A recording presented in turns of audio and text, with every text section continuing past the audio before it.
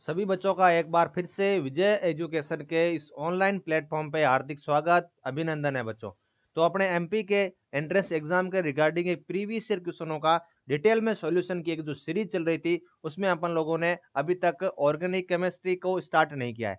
तो इस particular video में अपन लोग ऑर्गेनिक केमिस्ट्री के रिगार्डिंग अपने जो प्रीवियस ईयर क्वेश्चनों का पेपर आ गया था, उनका डिटेल से एनालिसिस करेंगे और ये समझेंगे किस तरह से क्वेश्चन अपन से पूछे जा रहे हैं। तो अपन का जो नया सिलेबस इस बार का जो पेपर आएगा, वो केमिस्ट्री के टोटल 10 चैप्टर है। उनमें से 5 चैप्टर है प्यारे विद्यार्थियों फिजिकल के और इनऑर्गेनिक के, और बाकी के जो बच्चे चैप्टर है वो है अपने पास ऑर्गेनिक केमिस्ट्री के। टोटल 5 चैप्टर है। कौन कौन से सर? सबसे पहले है अपने पास chapter haloalkane and haloarene का, सेकंड है एल्कोहल, फिनोल और ईथर का, और बच्चों थर्ड है अपने पास कार्बोक्सिलिक एसिड का, एल्डिहाइड का और कीटोन का, और सेकंड लास्ट है बच्चों अपने पास एमीन्स और बायोमोलिक्यूल्स, यहाँ जैव अणु। तो ये 5 चैप्टर है। इन 5 चैप्टरों के रिगार्डिंग अपन से जो क्वेश्चन पूछे गए हैं, आज उनका डिटेल में एनालिसिस करेंगे और ये समझेंगे कि किस तरह से क्वेश्चन अपन से पूछ रहे हैं। और ये क्वेश्चन बच्चों मोस्ट रिपीटेड क्वेश्चन है, बहुत सारे पेपरों में आ गए और उनके आसपास ही बच्चों अपने आने वाले जो पेपर होगा सितंबर में, उनसे क्वेश्चन पूछेगा। और केमिस्ट्री के बच्चों यदि मैं बात करूं तो 20 क्वेश्चन अपने एग्जाम में आएंगे। उन 20 में से बच्चों कहीं ना कहीं इन क्वेश्चनों का बहुत इंपॉर्टेंट रोल रहेगा। और प्रीवियस ईयर क्वेश्चनों का यहाँ पेपर का एनालिसिस करते हुए ये समझते हैं कि पेपर किस तरह से आता है और क्वेश्चनों का या ऑर्गेनिक केमिस्ट्री क्वेश्चनों का किस तरह से डील की जाती है। तो उनका आज अपन लोग डिटेल में एनालिसिस इस पर्टिकुलर क्लास में करने वाले हैं। तो इसी के साथ बच्चों क्लास स्टार्ट करते हैं। और अपना पहला क्वेश्चन है वो है halo alkane and hello Erin वाले चैप्टर से, और उसने इसकी फिजिकल प्रॉपर्टी के कोरेस्पॉन्डिंग अपन से क्वेश्चन पूछा है कि hydrogen halide which has the highest boiling point, कि हाइड्रोजन हेलाइड में से किसका क्वथनांक बिंदु सबसे अधिक है। हाईएस्ट पूछा है क्या सर? इसका बॉइलिंग पॉइंट। तो अपन को पता है कि एक है अपने पास HF है, दूसरा है अपने पास HCl, और थर्ड है बच्चों HBr, और चौथा है बच्चों HI। इस तरह के मेरे पास ये कॉम्प्लेक्स दे रखे हैं। अब अपन को पता है अप टू डाउन जाने पर, यदि मैं बात करूं प्यारे बच्चों, अप टू डाउन जाने पर इनका मोलिकुलर वेट जो है स्टूडेंट्स, क्या सर मोलिकुलर वेट इंक्रीज हो रहा है? जैसे मोलिकुलर वेट इंक्रीज होगा तो प्यारे विद्यार्थियों इसका बॉइलिंग पॉइंट भी मेरा इंक्रीज हो जाएगा। क्यों इंक्रीज होगा? तो इसलिए इंक्रीज हो जाएगा स्टूडेंट्स क्योंकि इनके वांडर वाल फोर्स ऑफ अट्रैक्शन इंक्रीज हो रहे हैं। वांडरवाल फोर्सेस मेरे इंक्रीज हो रहे हैं, बढ़ रहे हैं अप टू डाउन, इसलिए मेरा बॉइलिंग पॉइंट की वैल्यू भी इंक्रीज हो जाएगी। यदि मैं ऑर्डर की बात करूं, सबसे ज्यादा HI का, HBr का, HCl का और HF का होना चाहिए था। HI का सबसे ज्यादा, फिर सर HBr, फिर HCl का और फिर HF का। इस तरह से ये ऑर्डर होना चाहिए था अपने अकॉर्डिंग। लेकिन HF जो होता है प्यारे बच्चों, जब एक्सपेरिमेंटली देखा गया तो HF का बच्चों सबसे ज्यादा हो जाता है इन सब में। HF का ज्यादा इसलिए हुआ क्योंकि HF में प्यारे विद्यार्थियों यहाँ पर हाइड्रोजन बॉन्डिंग पाई जाती है। कौन सी पाई जाती है सर? हाइड्रोजन बॉन्डिंग पाए जाने के कारण इसकी बच्चों कौन सी sir? Intermolecular, intramolecular hydrogen bonding पाई जाती है, जिससे प्यारे विद्यार्थियों इसका अट्रैक्शन बढ़ जाएगा। क्या बढ़ जाएगा? अट्रैक्शन जो है, आकर्षण जो है वो इंक्रीज हो जाएगा, और इस आकर्षण की वजह से या हाइड्रोजन बॉन्डिंग की वजह से इसका बॉइलिंग पॉइंट स्टूडेंट्स बहुत ज्यादा बढ़ जाता है इन सब के कोरस्पॉन्डिंग। सब की तुलना में HF का बॉइलिंग पॉइंट इसीलिए ज्यादा हो गया क्योंकि इनमें हाइड्रोजन बॉन्डिंग जो है वो ज्यादा पाई जाती है। तो इसका आंसर क्या हो जाएगा? HF का सबसे ज्यादा रहता है। क्या कारण है? क्योंकि हाइड्रोजन बॉन्डिंग पाई जाती है इंट्रामोलिकुलर हाइड्रोजन बॉन्डिंग के कोरेस्पॉन्डिंग। तो ऑप्शन कौन सा सही है sir? Option A is correct. Next question अपने पास कि किसका गलनांक सबसे अधिक है, which has the highest melting point. अब अपन से पिछले क्वेश्चन में तो पूछा था कि किसका बॉइलिंग पॉइंट ज्यादा होगा, अब इस क्वेश्चन में ये पूछ रहा है किसका मेरा मेल्टिंग पॉइंट जो है वो प्यारे विद्यार्थियों ज्यादा होगा। तो इसको इस तरह से समझते हैं। सबसे पहले मेरे पास क्लोरोबेंजीन है। क्या है सर? सबसे पहले मेरे पास है क्लोरोबेंजीन है, ठीक है। दूसरा है मेरे पास ऑर्थो डाइक्लोरोबेंजीन, और थर्ड है मेरे पास मेटा, और फोर्थ है प्यारे विद्यार्थियों अपने पास पेरा वाला। अब इनमें कंपैरिजन करना है किसका मेरा मेल्टिंग पॉइंट जो है वो ज्यादा होगा। तो अपन लोग एक बात देख रहे हैं कि जब अपन लोग इसकी बात करें तो ये बच्चों मोस्ट सिमेट्रिक एलिमेंट है, मोस्ट सिमेट्रिक एलिमेंट है मेरा। जब ये बच्चों सर्वाधिक मेरा क्या है बच्चों, सर्वाधिक सर ये सममित कंपाउंड है, यौगिक है। तो जब सममित यौगिक है प्यारे बच्चों तो ये परफेक्टली अरेंज रहेगा। और ये बच्चों लेटिस में जो है मेरे प्यारे विद्यार्थियों, लेटिस में वेल क्लोज मैनर में रहेगा, लेटिस में वेल पैक्ड रहेगा या अच्छे से ये फिट हो जाएगा। और जब ये सम्मित होने की वजह से पैरा वाला जो है मोस्ट सिमेट्रिक है, इसमें प्लेन ऑफ सिमेट्री जो है प्यारे विद्यार्थियों इसमें अवेलेबल है। और ये बच्चों मोस्ट परफेक्टली अरेंज लेटिस है और वेल फिटेड है। इन सभी प्रॉपर्टी के कारण बच्चों इसका जो लेटिस बनेगा वो इतना अच्छे से बन जाता है कि इसको बच्चों मेल्ट करने के लिए, इसको मेल्ट होने के लिए बच्चों हाई टेम्परेचर देना पड़ेगा। हाई टेम्परेचर क्यों देना पड़ा सर, इसलिए देना पड़ा कि सर ये मोस्ट सिमेट्रिकल है, या ये सबसे अधिक सर सिमेट्रिकल होने की वजह से एक परफेक्टली अरेंज्ड में वेल मैनर में अच्छे से मेरा स्टेबलाइज है और कंप्लीटली फिट होने की वजह से इस लेटिस में ये बच्चों मेल्ट होने के लिए इसको हाई टेम्परेचर देना पड़ेगा। और बाकी वाले किसी में भी, ये ऑर्थो वाला है, ये मेटा वाला है और ये पैरा वाला है, तो पैरा वाला सबसे ज्यादा मेल्टिंग पॉइंट इसलिए रखेगा क्योंकि परफेक्टली वेल मैनर में ऑर्गेनाइज है एज ए लेटिस के रूप में। जब ये इस तरह से व्यवस्थित तरीके से फिट है अपने जालकों के द्वारा, तो पैरा डाइक्लोरोबेंजीन का मेरा मेल्टिंग पॉइंट सबसे ज्यादा होगा। इसका कारण यह है कि अच्छे से फिट है और इस फिट सॉलिड को लिक्विड में कन्वर्ट करने के लिए हाई टेम्परेचर देना पड़ेगा। तो मैं यहाँ कौन सा ऑप्शन कर दूंगा सही सर, डाइक्लोरोबेंजीन इसका एब्सोल्युटली करेक्ट हो जाएगा। ये तो था अपने पास मेल्टिंग पॉइंट का। कौन सा बच्चों सर, मेल्टिंग पॉइंट का। मेल्टिंग पॉइंट का ऑर्डर यदि आप लोगों से पूछे तो कौन सा सबसे ज्यादा हो जाएगा, तो प्यारे बच्चों सबसे ज्यादा हो जाएगा इसका ऑप्शन नंबर डी सबसे ज्यादा, फिर सी, फिर ए और फिर बी, फिर बी सॉरी लास्ट में सबसे पहले ए आ जाएगा। इस तरह से अपना ये डी जो है बिल्कुल सही हो जाएगा। नेक्स्ट है कि निम्नलिखित में से कौन सा क्लोरीनेशन करने पर केवल एक आइसोमर देता है। ठीक है, कि which gives only one isomer of chlorination, मतलब क्या है कि क्लोरीनेशन करने पर कौन सा ऐसा कंपाउंड है जो केवल एक ही आइसोमर या एक ही प्रोडक्ट का फॉर्मेशन कर सकता है, एक से ज्यादा प्रोडक्ट का बनने की संभावना उस पर्टिकुलर कंपाउंड में नहीं है। अब यदि मैं बात करूं तो सबसे पहले अपने पास है क्लोरोबेंजीन को।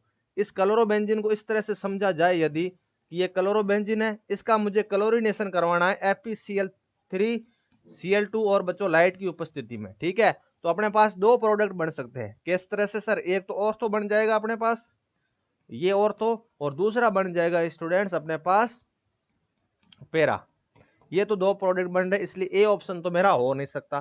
क्लोरोबेंजीन वाला तो ऑप्शन गया क्योंकि यहाँ पर दो प्रोडक्ट बन रहे, एक ऑर्थो वाला बन रहा है, दूसरा बच्चों पैरा वाला बन रहा है। ये बच्चों ऑप्शन ए सही हो गया। अब अपने पास नेक्स्ट है मेरे पास आइसोपेंटेन। आइसोपेंटेन क्या रहता है sir, CH3 CH CH3 CH2 और बच्चों CH3। और जब ये Cl2 के साथ और H न्यू हाई टेम्परेचर के साथ रिएक्शन करेगा तो इसके क्या प्रोडक्ट बनने की संभावना है सर, इसकी मोस्ट स्टेबल जो प्रोडक्ट बनेगा प्यारे बच्चों वो सर बन जाएगा मेरे पास ये वाला। और दूसरे में संभावना क्या है, दूसरे में सर संभावना ये है कि सर ये प्रोडक्ट भी तो बन सकता है, यहाँ पे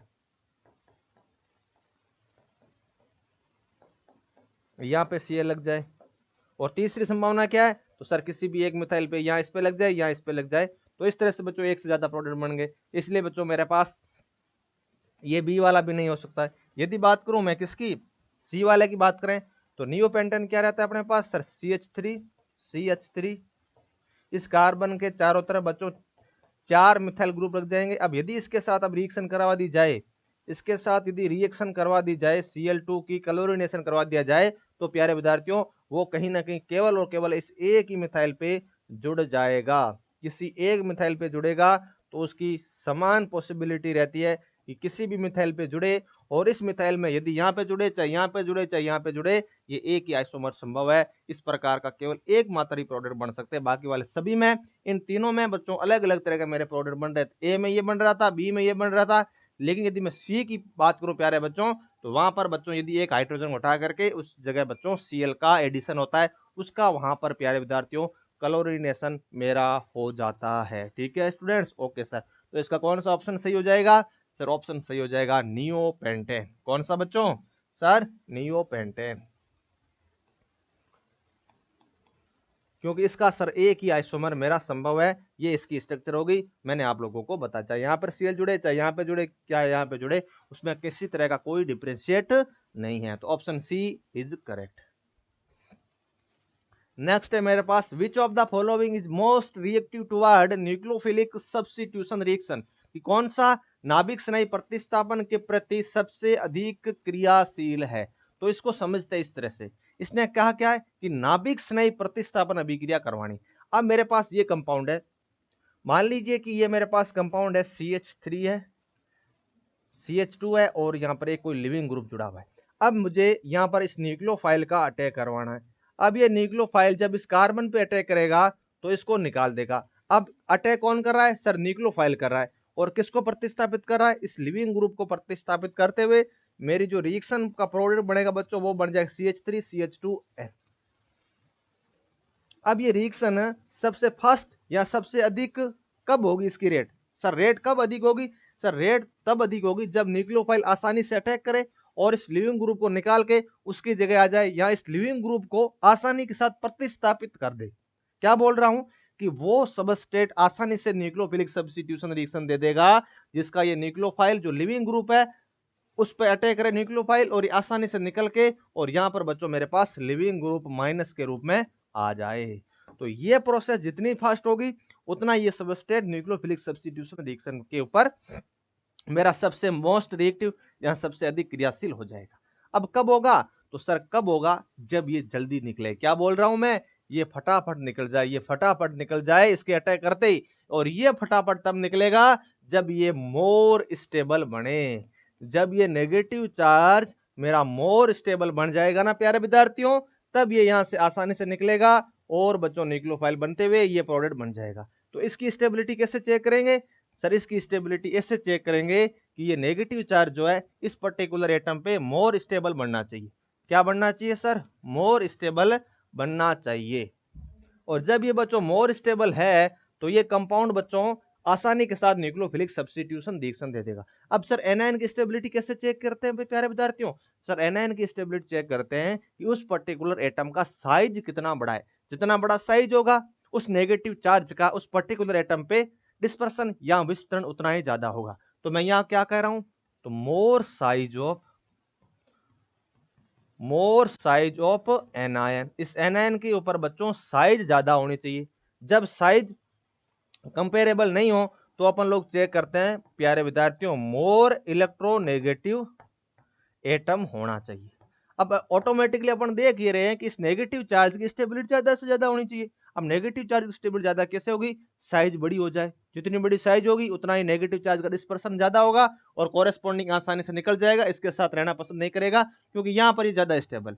फिर देखते हैं अपन लोग मोर इलेक्ट्रोनेगेटिव एटम होना चाहिए। अब मैं कोरेस्पॉन्डिंग प्रत्येक सबस्ट्रेट लेता हूं, यहां पे उसका मैं निकाल लेता हूं।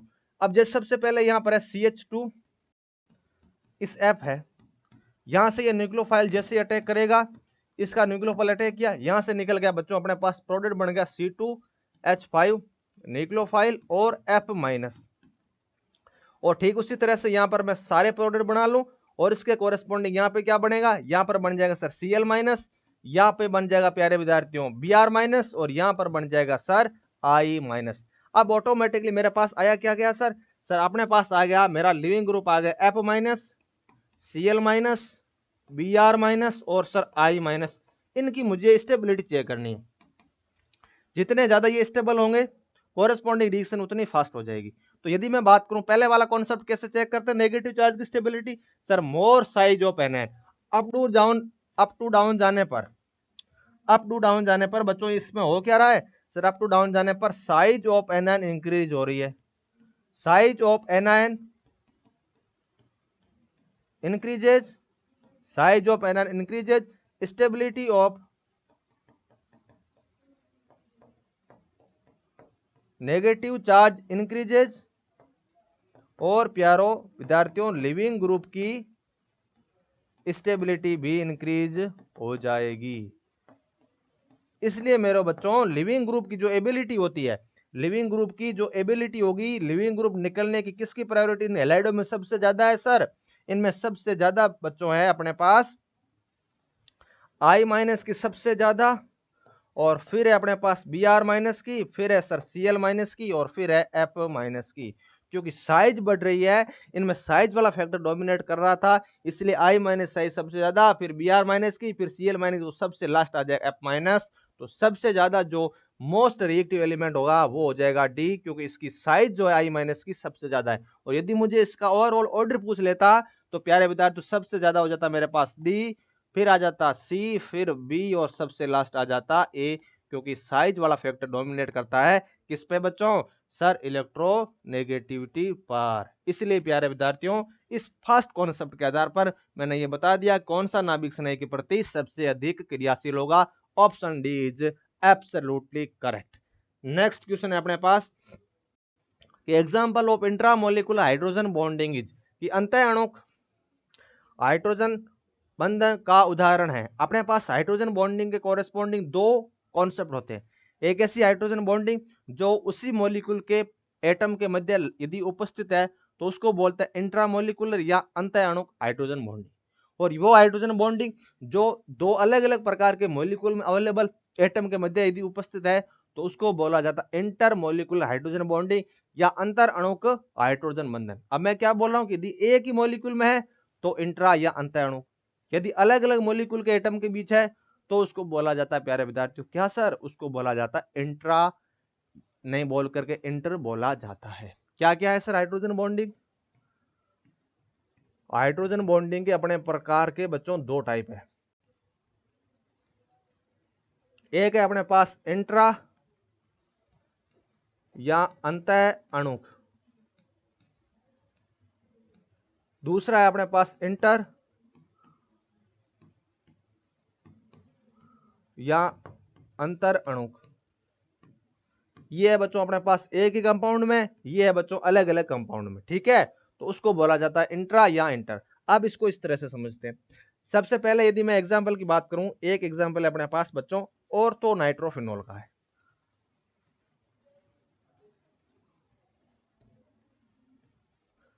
इसके और हाइड्रोजन के बीच जो बॉन्ड बनेगा वो है मेरे पास इंट्रा, मतलब अंतः अणु है, एक ही कंपाउंड में अवेलेबल थे ये वाला हाइड्रोजन और इस ऑक्सीजन के मध्य। और यदि मैं बात करूं बच्चों पैरा नाइट्रोफिनॉल की, तो इस पैरा नाइट्रोफिनॉल में अपने पास अलग अलग तरह की हाइड्रोजन बॉन्डिंग अवेलेबल रहेगी। यहां पर ये हाइड्रोजन चला जाएगा, ये दूसरे मॉलिक्यूल के साथ चला जाएगा, तो इसको बोला जाता है इंटर मोलिकुलर हाइड्रोजन बॉन्डिंग, अंतर अणु। क्या बोलते हैं इसको? अंतर अणुक हाइड्रोजन बॉन्डिंग। ठीक है स्टूडेंट्स? Okay sir. अब देखिए, अब इन प्रत्येक ऑप्शन को ये समझते हैं और ये चेक करते हैं कि किस तरह की हाइड्रोजन बॉन्डिंग इनमें अवेलेबल है। पहला ऑप्शन है मेरे पास स्टूडेंट्स वो है कि पैरा क्लोरोफिनॉल,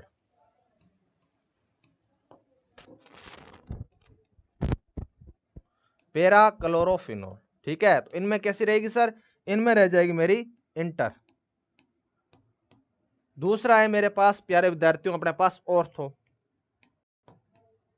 ये ठीक वैसा ही एग्जांपल है जैसा अपना कौन सा था सर? ऑर्थो नाइट्रोफिनॉल और पैरा नाइट्रोफिनॉल। यहां पर थी इंटरमोलिकुलर और यहां पर आ जाएगी स्टूडेंट्स अपने पास इंट्रामोलिकुलर।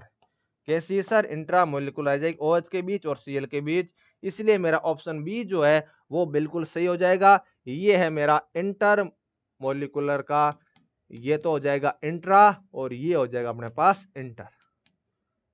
इस तरह से अपन ने इस पूरे अच्छे को कॉन्सेप्ट के द्वारा समझ लिया कि हाइड्रोजन बॉन्डिंग दो टाइप की होती है, इंट्रा और इंटर, और ऑर्थो नाइट्रोफिनॉल और पैरा नाइट्रोफिनॉल का एग्जांपल दिया और उसके कोरेस्पॉन्डिंग अपन लोगों ने अपना ये क्वेश्चन जो है अच्छे तरीके से सॉल्व कर लिया है।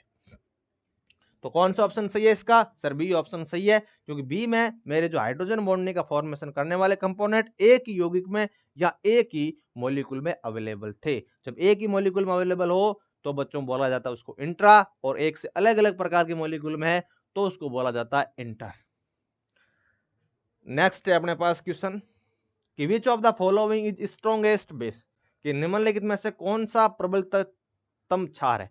अब अपन को ये देख करना है कौन सा स्ट्रॉन्गेस्ट बेस की बात कर रहा है। अब सबसे पहले बेस है क्या, बेस सर वो होता है बी नेगेटिव, सर वो होता है जिसके पास सर नेगेटिव यहाँ एक लोन पेयर रहता है और सर ये इस H प्लस को देता है और इस H प्लस को दे करके और बी एच की भांति व्यवहार करे। मतलब जितना अच्छे से लोन पेयर देगा, जितना अच्छे से लोन पेयर देगा H प्लस को, वो उतना ही अच्छा बेस की भांति व्यवहार करेगा। किसकी भांति व्यवहार करेगा सर, बेस की भांति व्यवहार करेगा। अब इनको देखते हैं अपन लोग कि सबसे पहले मेरे पास F नेगेटिव है, Cl नेगेटिव है, Br नेगेटिव और I negative.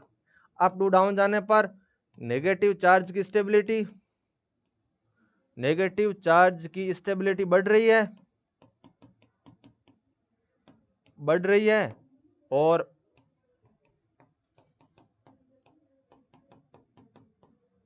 Availability of lone pair जो है मेरे पास डिक्रीज हो रही है। क्या हो रहा है, नेगेटिव चार्ज की स्टेबिलिटी बढ़ रही है और लोन पेयर की अवेलेबिलिटी जो है डिक्रीज हो रही है। और जब लोन पेयर की अवेलेबिलिटी डिक्रीज हो जाएगी प्यारे विद्यार्थियों, तो इसका बेसिक नेचर जो है वो कम होता चला जाएगा।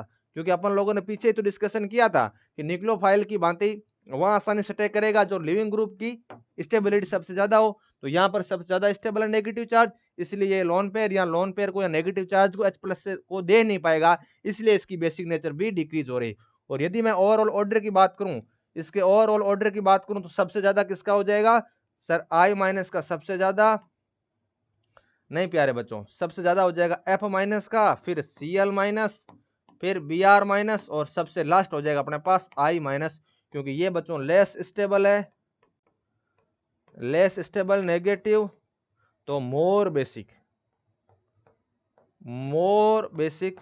और ये वाला I माइनस जो है मोर स्टेबल नेगेटिव है, मोर स्टेबल नेगेटिव चार्ज, तो अपने पास आ जाएगा लेस बेसिक।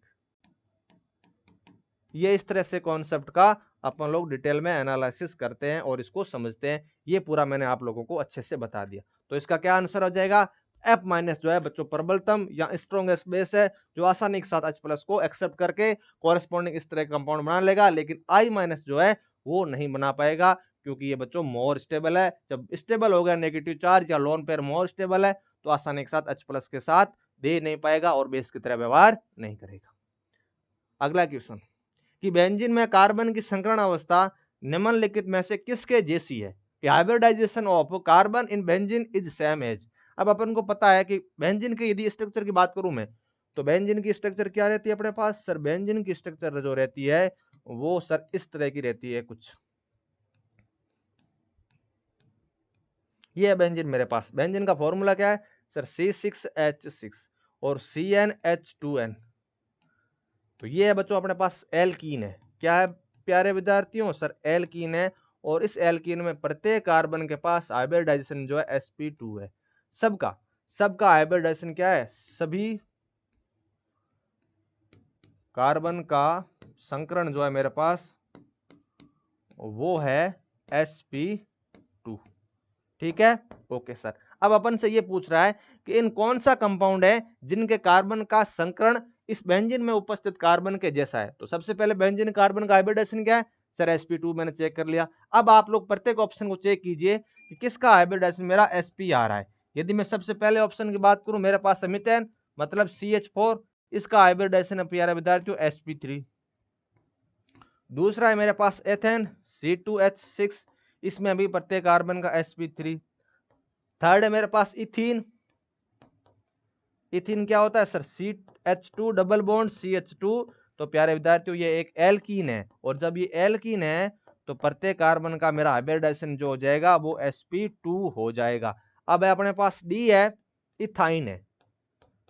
इथाइन में बच्चों एल्काइन है, तो मतलब CH ट्रिपल बॉन्ड CH है। और जब CH ट्रिपल बॉन्ड CH है स्टूडेंट्स, तो इस प्रत्येक कार्बन का हाइब्रिडाइजेशन आ जाएगा sp। और अपन को क्या चाहिए सर, sp2 चाहिए। तो sp2 किसका है सर, sp2 है ऑप्शन नंबर थर्ड का, दैट इज एल्कीन या इथीन। तो क्या बच्चों, इथीन का जो मेरा हाइब्रिडाइजेशन होगा वो sp2 हो जाएगा। और बच्चों बाकी वाले इस दोनों में मेरे पास है sp3, इसका है sp2, इसका है बच्चों sp2 और इसका है मेरे पास sp। और यही तो अपन से पूछा है कि बेंजीन का क्या हो जाएगा sp2 हो जाएगा। अगला क्वेश्चन अपन से पूछ रखा है कि अम्लीय प्रकृति वाले हाइड्रोकार्बन का चयन कीजिए, कि select hydrocarbon which acidic in nature. ये बच्चों बेसिक क्वेश्चन है जो आप लोगों से पूछा जा सकता है, भले ही हाइड्रोकार्बन वाला चैप्टर हो जो अपने सिलेबस में नहीं है, लेकिन एसिडिक और बेसिक नेचर वाले बच्चों कॉन्सेप्ट आप लोगों से पूछे जा सकते हैं, जो कि ऑर्गेनिक केमिस्ट्री में हर जगह काम में आते हैं। तो ये बच्चों बेसिक जीओसी है जो आप लोगों से पूछी जा सकती है। इनमें ऐसा नहीं सोचना कि ये सर हाइब्रिडाइजेशन वाला और शेप वाले क्वेश्चन तो सर हम लोगों ने पहली बार पढ़े और हमारे सिलेबस में नहीं है। तो बच्चों सिलेबस में है, लेकिन इनडायरेक्टली पूछे जा सकते हैं किसी भी अपन कह सकते हैं कंपटीशन एग्जाम में। अब देखिए यहां पर ये क्वेश्चन है कि कौन से हाइड्रोकार्बन की नेचर जो है वो एसिडिक है। अब इसको इस तरह से समझते हैं। सबसे पहले मेरे पास इथीन है, तो मतलब क्या है कि CH2 है सर, डबल बॉन्ड और CH2 है, ये है मेरे पास इथीन। सेकेंड है बच्चों 1 ब्यूटाइन की, 1 ब्यूटाइन इस तरह से, ये 1 ब्यूटाइन है और 2 ब्यूटाइन हो जाएगी इस तरह से प्यारे विद्यार्थियों।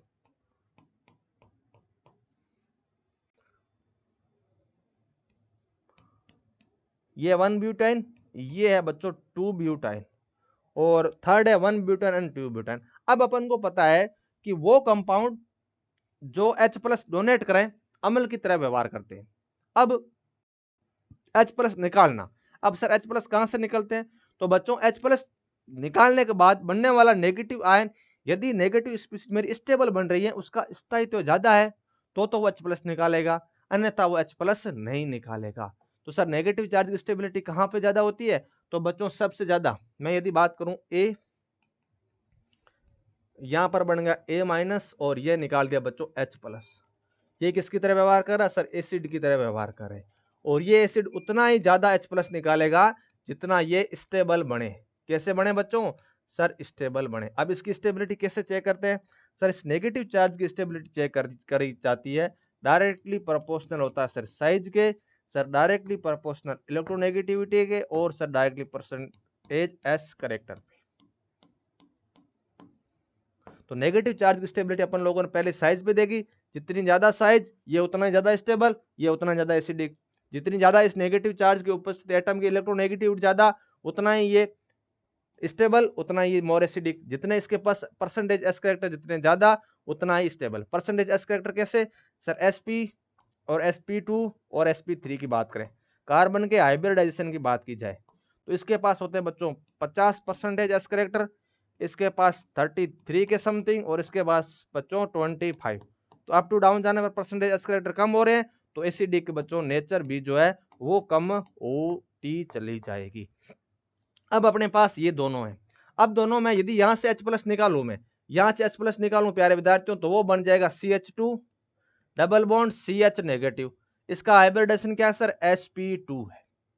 और यहां से यदि मैं H प्लस निकालूं तो कोरेस्पॉन्डिंग प्रोडक्ट क्या बनेगा? सर यहां से कोरेस्पॉन्डिंग अपने पास बन जाएगा कि सर नेगेटिव C है अपने पास और CH2 CH3, ये वाला बन गया अपने पास sp। क्या बन गया बच्चों? सर sp बन गया। ये क्या था? sp2 था। और यहां से यदि निकालूं मैं H प्लस, तो कहां से निकलेगा? यहां से निकलेगा, यहां से आ गया sir CH2 negative, C triple bond sir CH3, और इसका हाइब्रिडाइजेशन है मेरे पास sp3। अब अपन को पता है कोरेस्पॉन्डिंग नेगेटिव आयन अपन लोगों ने तीनों कंपाउंड का बना लिया, और ये देखा कि मेरा नेगेटिव चार्ज स्टेबल सबसे ज्यादा किसमें?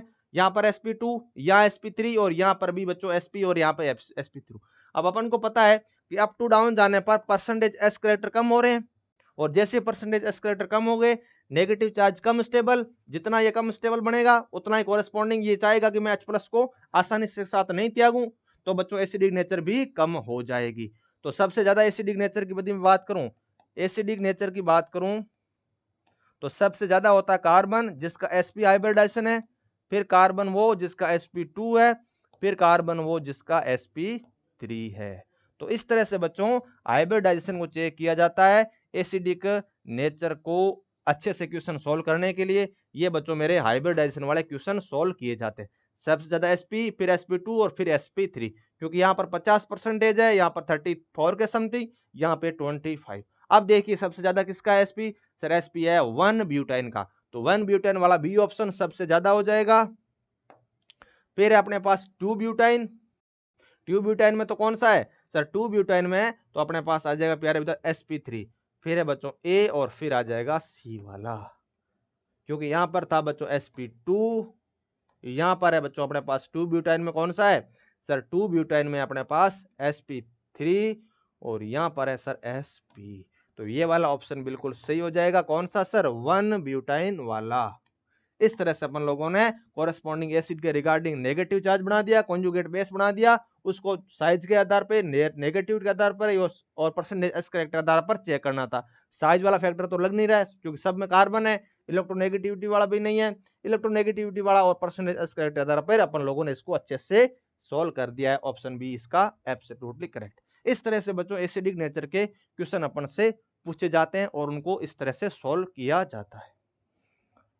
अब बच्चों अपने पास अगला क्वेश्चन है, इसने ये पूछा है कि निम्नलिखित में से कौन सा इलेक्ट्रॉन स्नेह या इलेक्ट्रोफाइल की भांति व्यवहार करेगा, which is an electrophile is. ये बच्चों बेसिक क्वेश्चन है जीओसी के रिगार्डिंग जो आप लोगों से पूछे जा सकते हैं, ऐसा बिल्कुल नहीं है कि ये अपन से पूछेगा नहीं, पूछ सकता है। अब यदि मैं बात करूं H2O की, NH3 की, C2H5 है अपने पास, एथेनॉल है, और ये है बच्चों अपने पास SO3। अब अपन को पता है कि इलेक्ट्रोफाइल और न्यूक्लियोफाइल वो स्पीसीज होती है जो लोन पेयर को डोनेट करें, लोन पेयर को डोनेट करें या जिनके पास इलेक्ट्रॉनों की अधिकता है, ठीक है, जिनके पास इलेक्ट्रॉनों की अधिकता है और वो ये चाहते हैं कि इलेक्ट्रॉनों को डोनेट करें या इलेक्ट्रॉनों को किसी पॉजिटिव चार्ज को दे। पॉजिटिव चार्ज क्या होता है सर न्यूक्लियोफाइल होता है। इसलिए मैं बात करता हूं कि न्यूक्लियोफाइल क्या रहता है मेरे पास,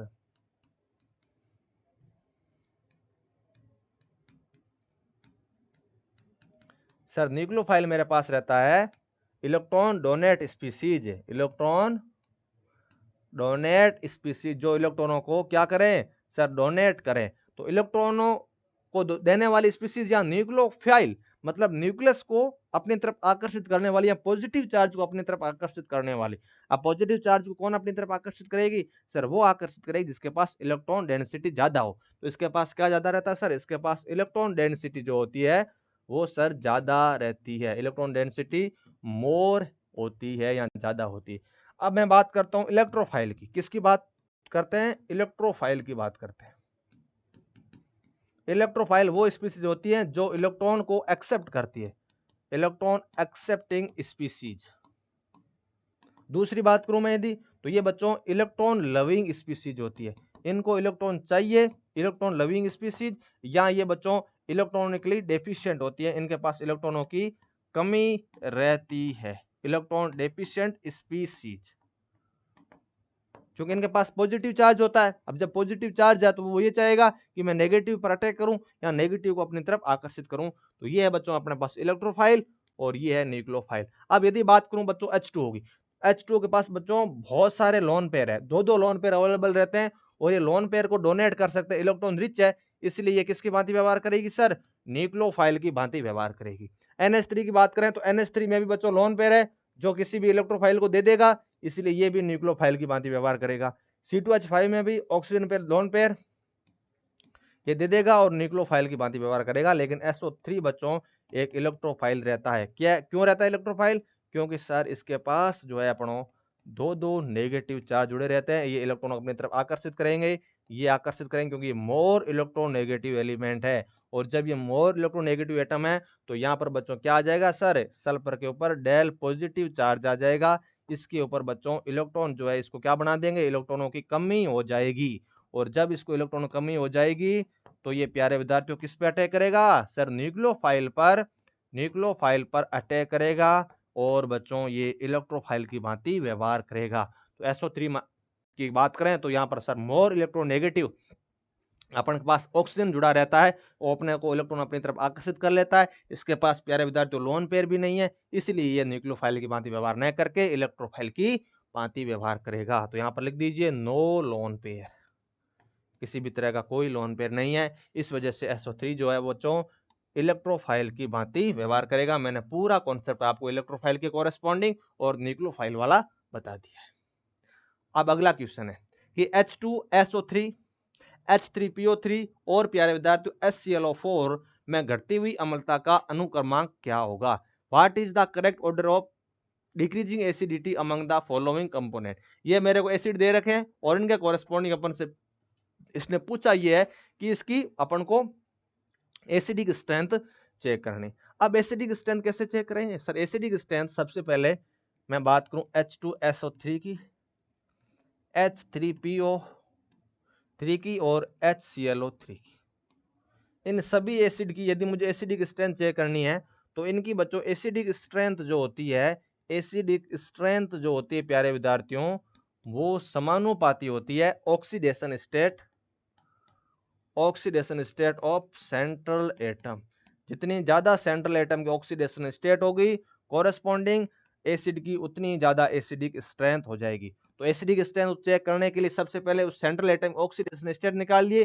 जितना ज्यादा ऑक्सीडेशन स्टेट होगी या जितना ज्यादा उस सेंट्रल एटम में पॉजिटिव चार्ज आएगा, उतना ही बच्चों नेगेटिव चार्ज ज्यादा स्टेबल हो जाएगा। इसलिए ऑक्सीडेशन स्टेट वाला कॉन्सेप्ट लगाते हैं। तो यदि बात करूं मैं इसकी, तो H2SO3 में इस सल्फर की ऑक्सीडेशन स्टेट है प्यारे विद्यार्थियों +4।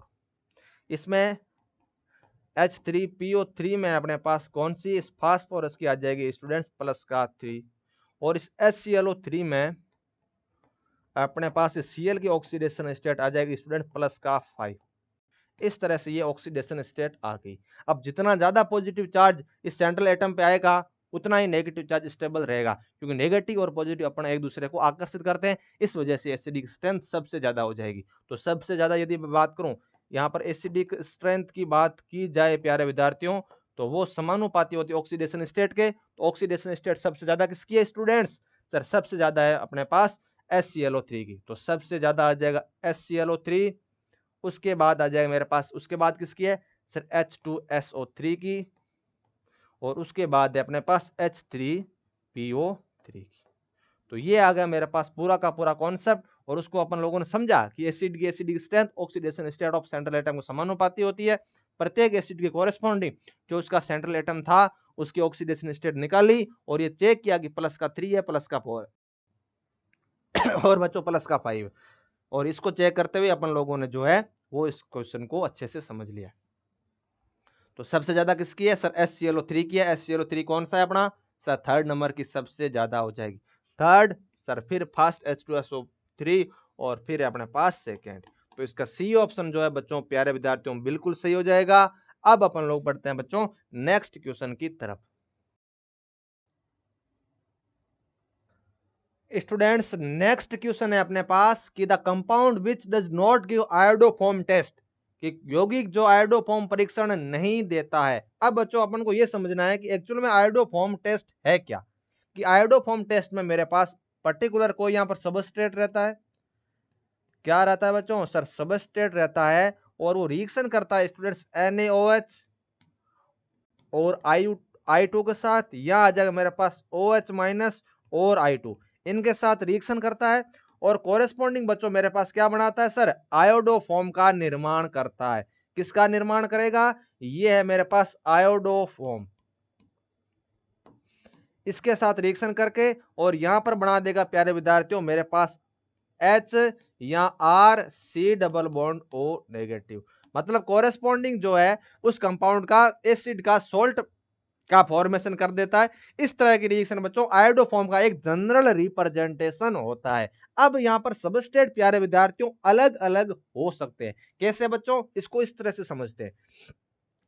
सबसे पहले मैं यदि एल्कोहल की बात करूं प्यारे विद्यार्थियों, तो यहाँ एल्कोहल कौन कौन से हो सकते हैं मेरे पास? यहां पर एल्कोहल हो सकते हैं स्टूडेंट्स अपने पास दो कैटेगरी के। कौन कौन से? एक तो हो जाएगा 1 डिग्री के एल्कोहल या 2 डिग्री एल्कोहल। 3 डिग्री एल्कोहल का बच्चों आयोडोफॉर्म परीक्षण संभव नहीं है। एक सबस्ट्रेट मैंने एल्कोहल को आप लोगों से डिस्कशन कर लिया है।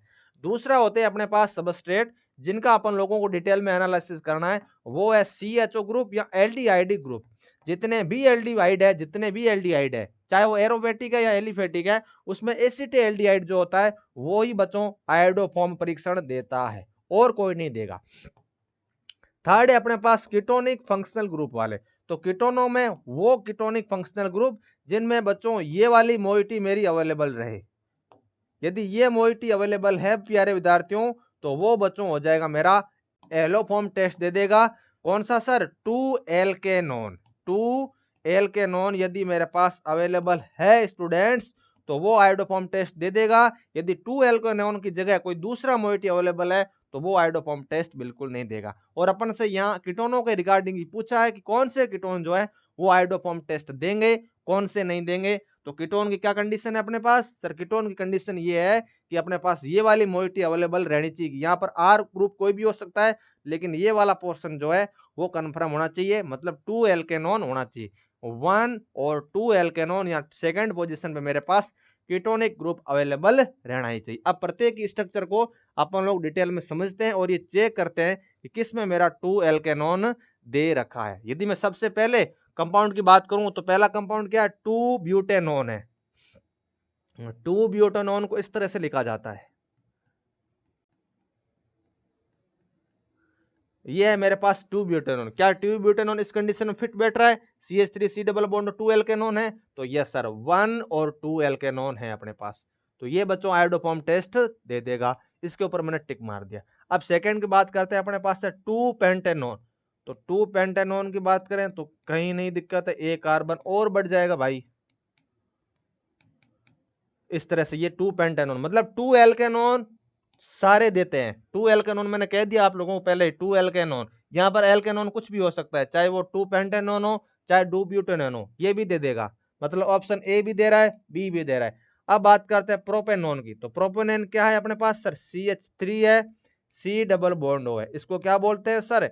इसको बोला जाता है प्रोपेनॉन या एसीटोन। एसीटोन भी दे देगा क्योंकि सेकेंड 1 और 2 पोजीशन में मेरा एल्केनॉन प्रेजेंट है। तो फर्स्ट भी दे दिया, बी भी दे दिया और सर डी भी दे दिया, लेकिन 3 पेंटेनॉन नहीं देगा क्योंकि 3 पेंटेनॉन स्ट्रक्चर इस तरह से होती है, CH3 CH2 double bond CH, अपन कह सकते हैं कि 3 आ जाएगा यहाँ पे। 3 पेंटेनॉन है तो कितने कार्बन है यहाँ पे? 1 2 3 4 और 5 कार्बन हो जाएगा। 1 2 और 3, 3 वाला बच्चों नहीं दे पाएगा। क्यों नहीं दे पाएगा? क्योंकि इसकी शर्त ये 2 एल्केनॉन होना चाहिए, 3 पेंटेनॉन नहीं होना चाहिए। तो सी ऑप्शन बिल्कुल सही हो जाएगा। सी वाला देगा नहीं, बाकी वाले सारे ही आयोडोफॉर्म टेस्ट मेरे दे देंगे। तो 3 पेंटेनॉन इस कंडीशन को फॉलो नहीं कर रहा है, इसलिए आयोडोफॉर्म टेस्ट नहीं देगा। कौन सा ऑप्शन सही है? सी। नेक्स्ट क्वेश्चन है अपने पास कि निम्न में से कौन सा हेलोफॉर्म अभिक्रिया नहीं देगा? विच does not show haloform reaction. अब वही सेम क्वेश्चन है। अब इसको इस तरह समझते हैं कि हेलोफॉर्म रिएक्शन मेरा एसीटोन तो दे देगा, कीटोनिक वाला तो बच्चों दे देगा, ये तो दे देगा आराम से, कहीं कोई दिक्कत नहीं। और अपन लोगों ने एथेनॉल वाले को समझ लेते हैं। एथेनॉल में अपन लोगों ने कहा था कि भाई ये 1 डिग्री है, ये 1 डिग्री एल्कोहल है और 1 डिग्री एल्कोहल देते हैं। और मेथेनॉल प्यारे विद्यार्थियों कोई भी हेलोफॉर्म टेस्ट नहीं देगा। इसकी स्टूडेंट्स किसी भी तरह की कोई भी हेलोफॉर्म मेरी रिएक्शन नहीं हो सकती, संभव ही नहीं है। तो कौन सा नहीं देगा? सर मेथेनॉल मेरा हेलोफॉर्म रिएक्शन संभव नहीं है, ये प्यारे विद्यार्थियों नहीं देगा। यार मेथेनॉल रिएक्शन कैसे दे देगा? क्योंकि अपन का क्या है कि सर CH बनना चाहिए, या सर CH अपन कह सकते I3 बनना चाहिए, और प्लस सर कम से कम 2 कार्बन तो प्यारे विद्यार्थियों अपने पास होने ही चाहिए। ऐसे कैसे रिएक्शन संभव? यहाँ तो एक ही कार्बन है, ये तो कोई अल्कोहल की फॉर्मेशन ही नहीं कर रहा है। अब बात करें 2 क्लोरोप्रोपेन की, तो 2 क्लोरोप्रोपेन बच्चों इस तरह से है मेरा। तो इस 2 क्लोरोप्रोपेन को अपन लोग अल्कोहल में कन्वर्ट कर सकते हैं किसी भी रिएक्शन के द्वारा। अब जैसे ही अल्कोहल में कन्वर्ट हो गया तो ये तो फर्दर दे देगा। कैसे दे देगा? सर इस तरह से दे देगा। तो यहां से इसका बन जाएगा अपने पास CHX3 या I3 बन जाएगा, और ये कोरेस्पॉन्डिंग उसमें एसिड में कन्वर्ट हो जाए। कैसे sir? CH3 C double bond O minus और Na प्लस। इस तरह से मेरा ये 2 क्लोरोप्रोपेन भी दे देगा, लेकिन मेथनॉल नहीं दे पाएगा। Option D is correct. अगला क्वेश्चन, इनमें से कौन है जो RCOOH को RCH2OH में परिवर्तित करने के लिए सबसे प्रयुक्त होता है? What is used to convert RCOOH to RCH2OH। मतलब इस एसिडिक ग्रुप को, इस एसिड को कन्वर्ट कर रहा है किसमें? सर एल्कोहल में कन्वर्ट कर रहा है। और कौन सा सबसे बेहतर रिएजेंट की भांति व्यवहार करेगा? तो अपन को पता है कि एसिड को, यदि एसिड का मुझे रिडक्शन करना है, इस एसिड का रिडक्शन करना है एल्कोहल में, तो मैं यहाँ पर कौन सा रिड्यूसिंग एजेंट भांति व्यवहार करूं? इनमें से कौन सा मेरा स्ट्रॉन्ग रिड्यूसिंग एजेंट है? तो बच्चों सबसे इंपॉर्टेंट है लिथियम एल्यूमिनियम हाइड्राइड, LiAlH4 इस ड्राई ईथर की उपस्थिति में, ड्राई ईथर की उपस्थिति में यदि लिथियम एल्यूमिनियम हाइड्राइड की रिएक्शन इस एसिड के साथ करवा दी जाए तो कॉरेस्पॉन्डिंग एल्कोहल में कन्वर्ट हो जाएगा। ये इसका एक बहुत ही स्ट्रॉन्ग रिड्यूसिंग एजेंट है। क्या इसकी नेचर क्या है सर? इसकी नेचर है प्यारे विद्यार्थियों, स्ट्रॉन्ग रिड्यूसिंग एजेंट माना जाता है। स्ट्रॉन्ग रिड्यूसिंग एजेंट की भांति व्यवहार करते हुए ये इसका रिडक्शन जो है आसानी के साथ कर देगा और एसिड कन्वर्ट हो जाएगा बच्चों एल्कोहल में। ठीक है, अब यदि बात करें ये जिंक Hg जो HCl होता है बच्चों क्लीमेंसन अभिक्रिया में काम आता है।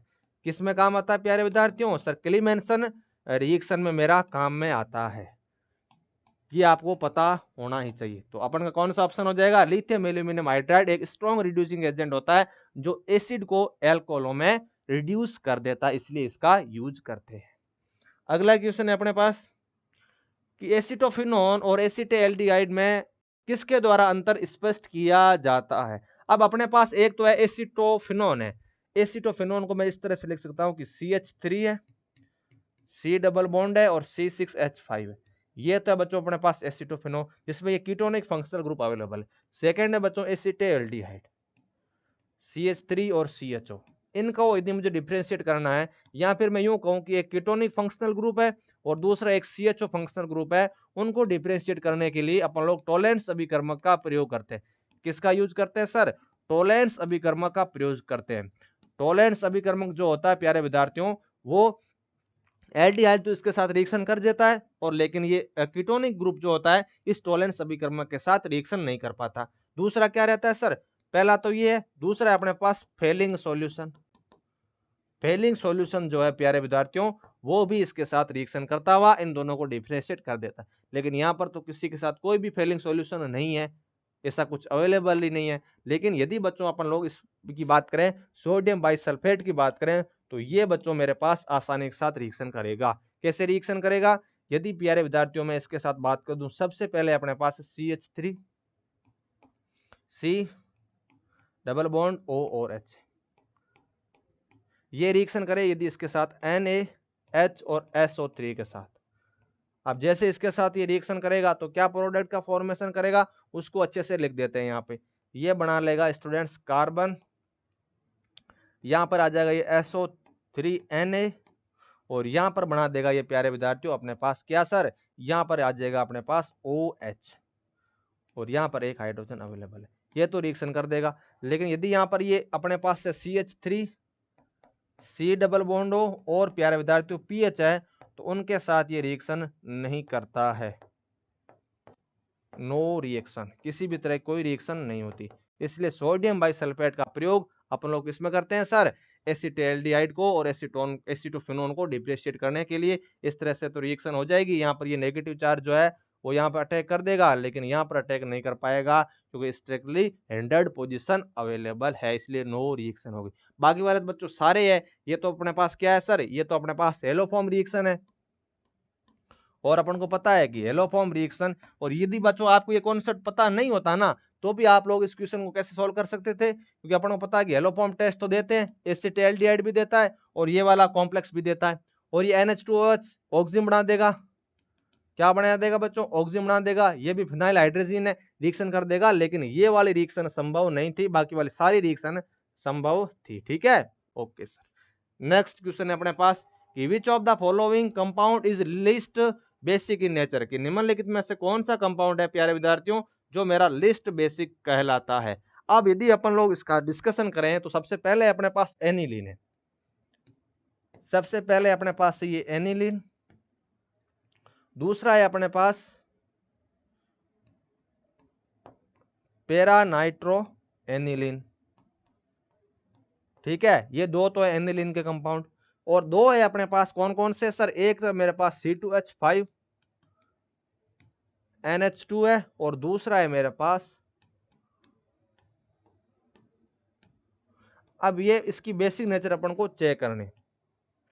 बेसिक नेचर क्या होती है सर? लोन पेयर को या नेगेटिव चार्ज को H+ को देना और वो बेस की तरह व्यवहार करते हैं, और जितना आसानी से वो लोन पेयर या नेगेटिव चार्ज उस H+ को प्रोवाइड करवा रहा है उसकी बेसिक स्ट्रेंथ प्यारे विद्यार्थियों उतनी या उसी प्रोफेशन में सबसे ज्यादा हो जाएगी। अब यदि बात करूं मैं तो एलिफेटिक की जो होती है बच्चों, एलिफेटिक एमीन जो है मेरा, एलिफेटिक एमीन की तो सबसे ज्यादा रहती है किसकी तुलना में सर, एरोमेटिक एमीन की तुलना में, एरोमेटिक एमीन की तुलना में। क्यों रहती है प्यारे विद्यार्थियों सर, इसलिए रहती है स्टूडेंट्स क्योंकि यहाँ पे जो है, यहाँ पे लोन पेयर जो है बच्चों लोकेलाइज है, लोन पेयर कहीं नहीं जा रहा है, no conjugation, lone pair localize, no conjugation, किसी भी तरह का कोई भी रेजोनेंस नहीं है, किसी भी तरह कोई संयुग्म नहीं है, ये प्यारे विद्यार्थियों हमेशा इसके ऊपर ही अवेलेबल रहेंगे और ये आसानी से H प्लस को दे देंगे। ठीक है, इसीलिए एलिफेटिक वाले एमीन की मेरी एरोमेटिक बेसिक नेचर ज्यादा हो जाएगी किसकी तुलना में, एरोमेटिक वाले की तुलना में। ये मैं बेसिक नेचर का कंपेयर कर रहा हूं, बेसिक नेचर को मैं कंपेयर कर रहा हूं। ठीक है, जब मैंने बेसिक नेचर को कंपेयर किया तो एलिफेटिक वाले की ज्यादा आ गई एरोमेटिक की तुलना में, क्योंकि यहां पर लोन पर लोकेलाइज है, कोई कॉन्जुगेशन नहीं है। लेकिन यहां पर क्या था अपने पास सर, कॉन्जुगेशन हो रहा था, रेजोनेंस हो रहा था। किसका रेजोनेंस हो रहा था प्यारे बच्चों सर, रेजोनेंस हो रहा था मेरे पास जो नाइट्रोजन का लोन पेयर था सर, वो इस बेंजीन रिंग की तरफ जा रहा था, इसलिए यहाँ पे ये लोकेलाइज नहीं होकर कैसा है सर, डी लोकेलाइज है, डी लोकेलाइजेशन चल रहा है। तो कहीं ना कहीं यदि मैं बात करूं सबसे ज्यादा किसका हो जाएगा सर, सबसे ज्यादा हो जाएगा अपने पास, इसी कॉन्सेप्ट की बात करूं तो सबसे ज्यादा हो जाएगा सर सी का, फिर हो जाएगा मेरे पास बी का, और सबसे कम हो जाएगा मेरे पास ए का, और सबसे लास्ट आ जाएगा डी वाले का। क्यों डी वाले का सबसे लास्ट हुआ, क्योंकि इसमें सर कॉन्जुगेशन या डी लोकेलाइजेशन ज्यादा है, डी लोकेलाइजेशन मोर है, ज्यादा है, क्योंकि यहाँ पर NO2 भी बच्चों इसको लोन पेयर को अपनी तरफ खींचेगा, -m के थ्रू, ये -m के थ्रू बच्चों इस लोन पेयर खींचेगा, और ये लेस अवेलेबल रहे किसके प्रति, H प्लस के प्रति। पूरा का पूरा मैंने आपको ऑर्डर बता दिया, सी का सबसे ज्यादा, फिर बी का, फिर ए का, और फिर बच्चों डी का होता है। ठीक है, तो सबसे कम किसका होगा सर, अपन से सबसे कम ही तो पूछा है, तो सबसे कम डी हो जाएगा, क्योंकि इसका बच्चों -m लग रहा है, और बच्चों यहाँ पर अवेलेबिलिटी ऑफ लोन पेयर सबसे कम है, lowest availability of lone pair, इस लोन पेयर की प्यारे विद्यार्थियों उपलब्धता है वो सबसे कम होने की वजह से मेरा डी सबसे कम बेसिक हो जाएगा, और ये सबसे मोस्ट बेसिक हो जाएगा, क्योंकि यहाँ पर लोन पेयर सबसे ज्यादा अवेलेबल है, क्योंकि इसका +I लग रहा है। अगला क्वेश्चन है अपने पास कि ग्लूकोज एसिटिक एनहाइड्राइड के साथ क्या देता है, glucose react with acetic anhydride to give. अब अपन को पता है ग्लूकोज की स्ट्रक्चर क्या है सर, ग्लूकोज की स्ट्रक्चर ये होती है, यहां पर है मेरे पास CH2OH, कितने कार्बन है सर, 6 कार्बन है, ये अपने पास ग्लूकोज की स्ट्रक्चर। अब इस ग्लूकोज की स्ट्रक्चर यदि इसके साथ रिएक्शन करें, Ac2O के साथ रिएक्शन करें प्यारे विद्यार्थियों, तो किसका फॉर्मेशन करेगा, तो बच्चों ये सारे के सारे जो OH ग्रुप है उनको हटा करके वहां जगह क्या लग जाएगा सर, OAC का फॉर्मेशन कर देगा। तो यहाँ पर आ जाएगा प्यारे विद्यार्थियों CH, अपने पास आ जाएगा OAC, और यहाँ पर भी बच्चों OAC, यहाँ OAC, यहाँ पर भी OAC, और यहाँ पर भी OAC। तो कितने OAC, 1 2 3 4 और 5 सर, 5 OAC होने की वजह से इसको क्या बोलेंगे sir, mono acetate, tetra acetate है, पेंटा एसीटेट। तो बच्चों ये पेंटा एसीटेट का फॉर्मेशन कर देगा, जितने भी OH है उनको हटा करके उनकी जगह OAC का फॉर्मेशन कर देगा। इस तरह से बच्चों ये मेरा एक ग्लूकोज इसके साथ एसिटिक एनाइड्राइड के साथ रिएक्शन करके प्रत्येक OH को हटा करके उसकी जगह आ जाता है, ऑप्शन सी सही हो जाएगा। बेसिक रिएक्शन है, अपन को पता होनी चाहिए। अगला क्वेश्चन है मेरे पास प्यारे विद्यार्थियों की, example of deoxy sugar is, कि डीऑक्सी सुगर का एक उदाहरण कौन सा होगा, क्या फ्रक्टोज है, ग्लूकोज है, रेमेनोज है, या सोरबोस है। अब अपन को पता है कि डीऑक्सी शर्करा है क्या एक्चुअल में, कि सर डीऑक्सी शर्करा, डीऑक्सी बच्चों शुगर वो शुगर होती है जिसके बच्चों सेकेंड कार्बन पे, 2 नंबर कार्बन पे बच्चों ऑक्सीजन की कमी हो, ऑक्सीजन की कमी हो, या उसकी जगह बच्चों CH2 जो है वो उपस्थित हो, ऑक्सीजन तो नहीं हो लेकिन CH2 ग्रुप यदि मेरा उपस्थित है तो उसको बोला जाता है प्यारे विद्यार्थियों डीऑक्सी शुगर। जैसे इसका एग्जांपल क्या है अपने पास sir, deoxyribose, deoxyribose, deoxyribose शर्करा जो होती है बच्चों वो डीऑक्सी शुगर का एग्जांपल होती है, जो किस में अवेलेबल है सर वो डीएनए में मेरी अवेलेबल रहती है। सेकेंड कार्बन पे यदि बच्चों ऑक्सीजन कमी हो या ऑक्सीजन बच्चों अब्सेंट हो, या मैं यूं लिखूं कि ऑक्सीजन मेरी अब्सेंट हो और उस ऑक्सीजन की जगह पे मेरा CH2 ग्रुप यदि अवेलेबल है तो उसको बोलते हैं डीऑक्सी शुगर। अब उसका मोस्ट एग्जांपल था डीऑक्सी राइबोस शर्करा, जो कि डीएनए में मेरी उपस्थित रहती है। अब प्रत्येक को स्ट्रक्चर को अपन लोग अच्छे से समझते हैं और ये चेक करते हैं कि किसमें सेकेंड कार्बन पे ऑक्सीजन नहीं है। अब सबसे पहले यदि बात करूं मैं फ्रक्टोज की, सबसे पहले बात करूं तो फ्रक्टोज की अपने पास क्या स्ट्रक्चर रहती है। सर फ्रक्टोज की स्ट्रक्चर इस तरह से रहती है कि सर CH2OH, यहां पर आ जाएगा मेरे पास CH2OH, ये 5 कार्बन का मेरा फ्रक्टोज अवेलेबल है। दूसरा है अपने पास क्या प्यारे विद्यार्थियों सर, दूसरा अपने पास था बच्चों ये वाला सोरबोज। तो सोरबोज की स्ट्रक्चर बच्चों इस तरह से रहती है, इस तरह से इसको समझते हैं।